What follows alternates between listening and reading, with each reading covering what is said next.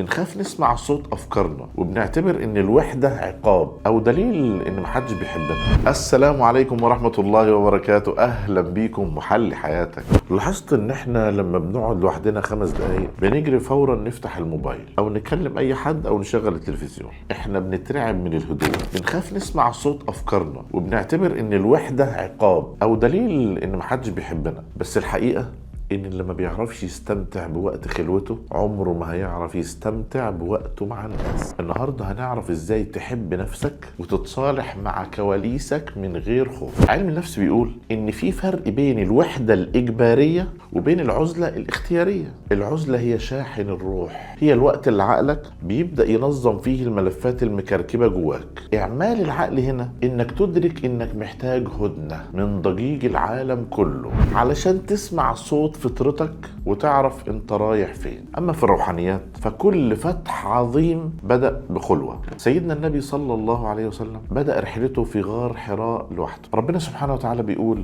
قل إنما أعظكم بواحدة أن تقوموا لله مثنى وفرادى ثم تتفكروا.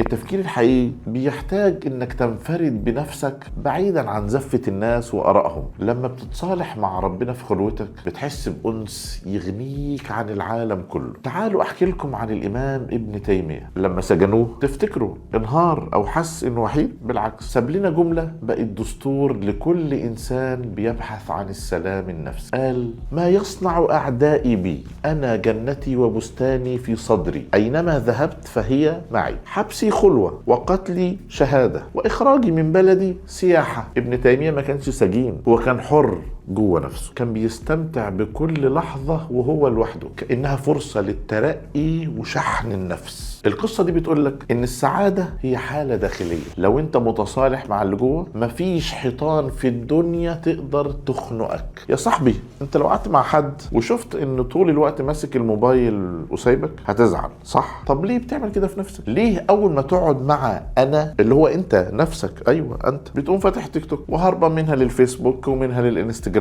جرب تصاحب نفسك. هي والله شخص لذيذ بس محتاج إنك تسمعه وتدلعه شوية بعيدا عن نكد السوشيال ميديا. تمرين النهارده اسمه موعد مع الذات. عايزك النهارده تخصص ربع ساعه بس اقعد في مكان هادي من غير موبايل ومن غير مزيكا ومن غير كلام. الخطوه هي راقب افكارك وهي بتعدي كانها سحب في السماء، ما تتحكمش فيها ولا ترفضها. اسال نفسك: انا عامل ايه النهارده بجد؟ في ال15 دقيقه دول هم اللي هيرجعوا لك التوازن بتاعك ويخلوك تدخل بكره معمعة الحياه وانت فايق. واشوفكم الحلقه الجايه في خطوه جديده للاعلى وحل حياتك. ولو حياتك حلوه الله يزيدك حلا.